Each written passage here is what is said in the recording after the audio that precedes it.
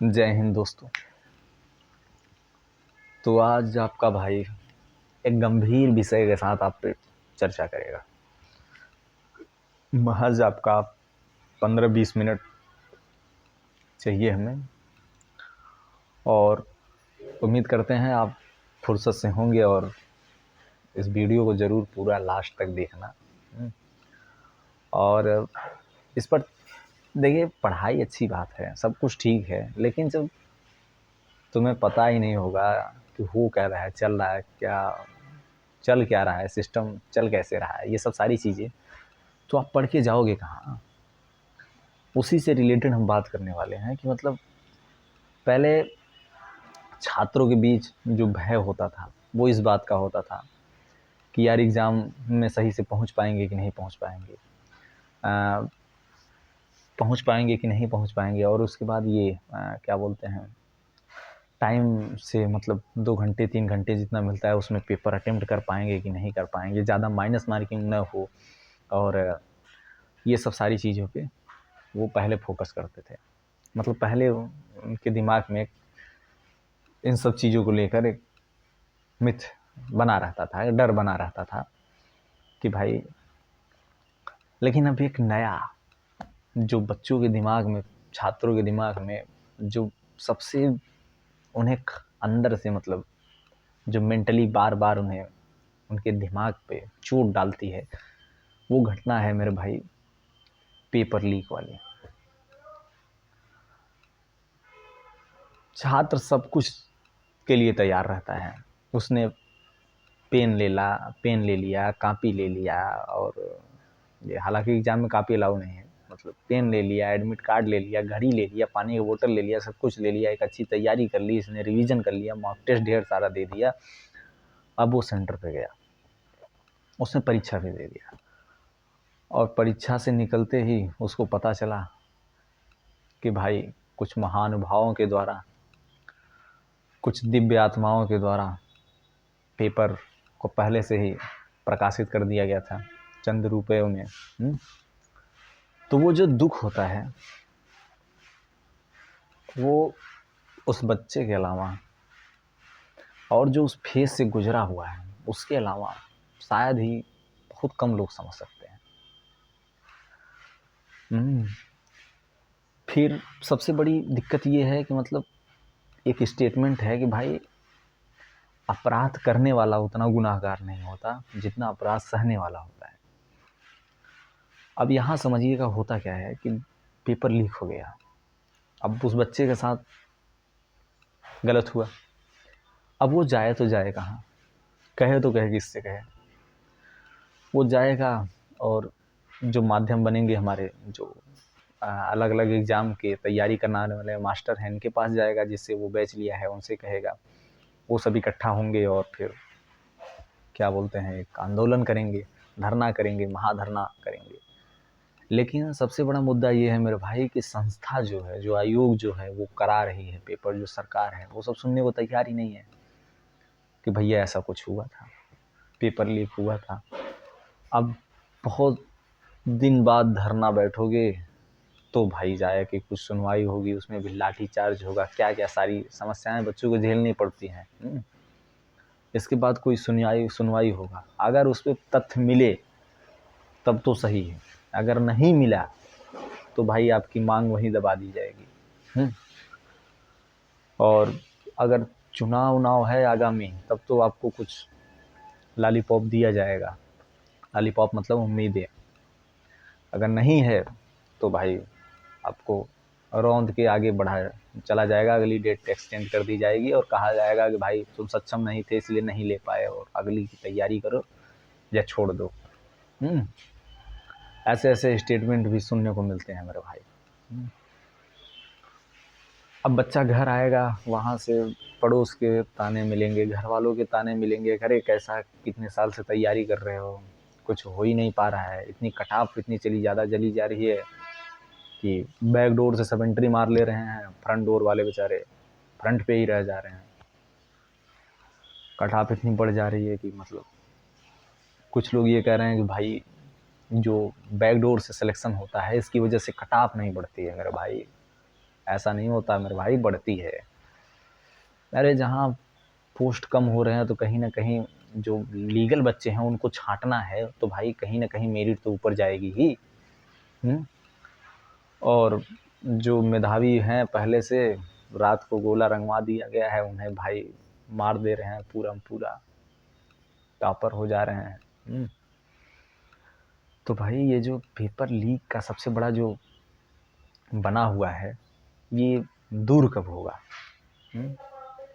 इसका बच्चा जब जाएगा एग्ज़ाम सेंटर में, वो इस कॉन्फिडेंस के साथ कब जाएगा कि हाँ, आज हम मतलब जितना हार्ड वर्क करके गए हैं, जितना मेहनत करके गए हैं, जितना सब सारी चीज़ें एफ़र्ट करके गए हैं, जितना सैक्रिफ़ाइस किए हैं, उसका आज सही इवैल्यूएशन होगा हमारे साथ। अगर हमने बढ़िया से इस एग्ज़ाम को अटेम्प्ट कर दिया मेरे भाई, तो मतलब हमारा होगा, अगर हम काबिल होंगे, अगर नहीं होगा तो नहीं होंगे। उसमें बीच में झोल-झपाटा वाली ये सब सारी चीज़ें उसे देखने को नहीं मिलेंगी। ये मेरे भाई करेगा कौन?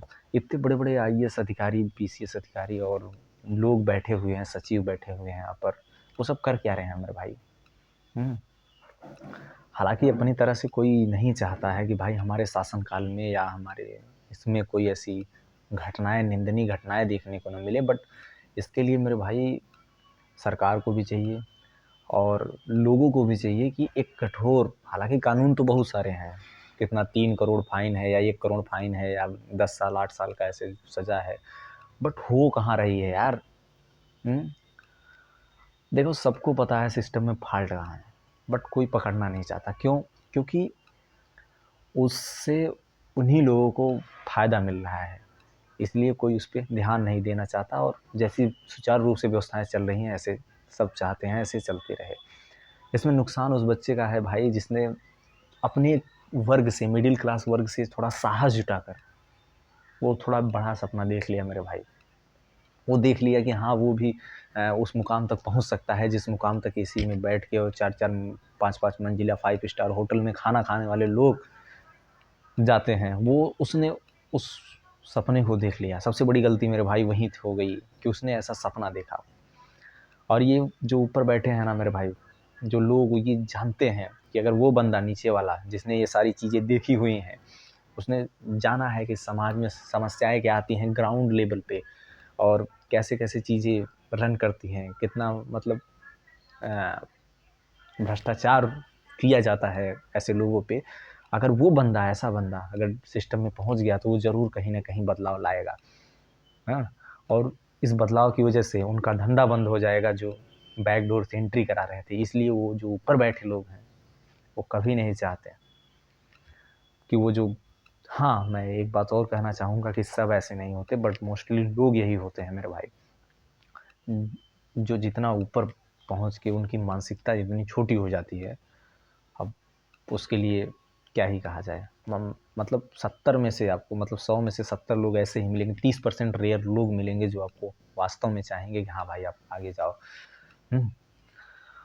इन्हीं 30% की देन थी बाबा साहेब भीमराव अम्बेडकर और तमाम समाज सुधारक का नाम सामने आया, जो कि उन्होंने आपको बहुत, हमारे जो मिडिल क्लास, हमारे जो लोअर सेक्शन वाली सोसाइटी के लोग हैं, उनको अपलिफ्ट करके मेन स्ट्रीम में पहुंचाने की कोशिश की। लेकिन आज का जो सर्कमस्टेंस बन गया है, इसमें जो बैकडोर वाली एंट्री वाला सिस्टम बन गया है, पेपर लीक करने वाला जो सिस्टम बन गया है, इसकी वजह से पारदर्शिता नहीं आ पा रही है और जो काबिल थे उनका सिलेक्शन नहीं हो पा रहा है और जो काबिल नहीं है वो कहीं न कहीं सिस्टम को रन करा रहे हैं और जिसकी वजह से सिस्टम को एक सही दिशा जो मिलनी चाहिए थी वो नहीं मिल पा रही है मेरे भाई। इसी वजह से आज इतनी सारी कमियाँ देखने को आपको मिल रही हैं, बड़े-बड़े कांड हो जा रहे हैं, किसी को कुछ पता ही नहीं है उसके बारे में क्या करना चाहिए, ऐसे ऊट-पटांग डिसीजन लिए जा रहे हैं।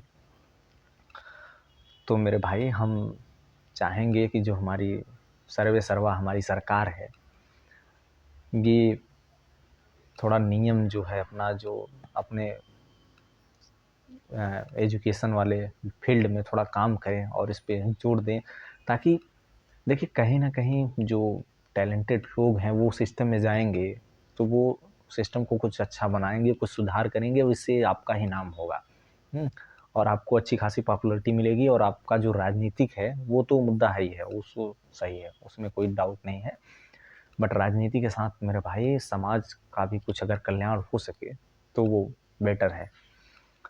तो ऐसी जिस के कार्यकाल में ऐसे पेपर लीक ये सब सारी घटनाएं आती हैं तो वो अच्छा कार्यकाल नहीं माना जाता है। तो जो सरकार हैं, जो ऊपर के लोग हैं, उनसे हम चाहेंगे कि भाई आप इतनी पारदर्शिता लाइए कि भाई जब छात्र को कोई दिक्कत आ रही है, कोई जवाब नहीं मिल रहा है उसको, तो उसको सवाल का जवाब मिल सके और वो जान सके कि भाई हाँ इस वजह से हमारा यहाँ गड़बड़ हुआ या इस वजह से वो बंदा यहाँ से सेलेक्ट हुआ या ऐसा, ये सब सारी चीज़ें।